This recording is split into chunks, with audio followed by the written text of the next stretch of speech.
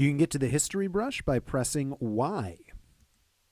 So let's say that you made a few changes to an image. Let's just do a couple of very, very quick changes to this with the stamp tool. Some changes that are good, some changes that are awful, just so I can demonstrate the functions of the history brush. All right, so let's say that you did some changes. You really like what you did with the pimple fix. You're not particularly happy with what you did right here.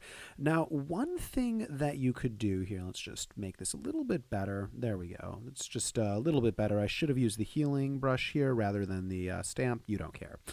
So you could go back to this original place in the history panel to get to the original things, because this is where all of your multiple undos are located.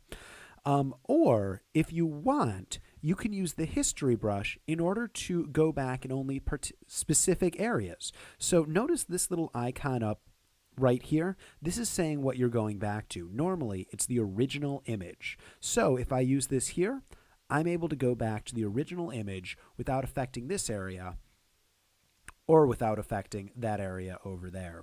And that's basically all of the history brush does.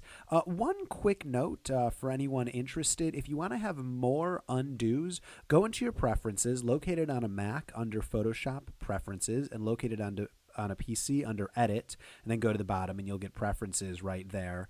And if you go to, let's see, Performance, you could actually change how many history states you have. And you can change this all the way up to 1,000. If you want a lot of undos, I suggest not going over 80, and that will actually give you more undos. That's another tip right there. Also under this is the Art History brush, and the Art History brush is a good way to make your image look absolutely awful. It's kind of a kid picks sort of effect, and what you do is you stroke over it and you can make it look terrible. And there's all sorts of different options for how you want your image to look terrible. Now, if somebody has a better use for the Art History brush, I am all ears, because up to this point I haven't heard of one.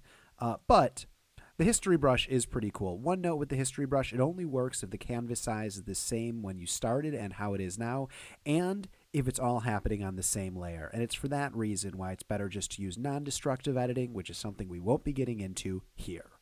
For the full 4-hour Photoshop crash course, click on the link below. And to get more of the tools, just click on this link inside the video itself. Thanks for joining me.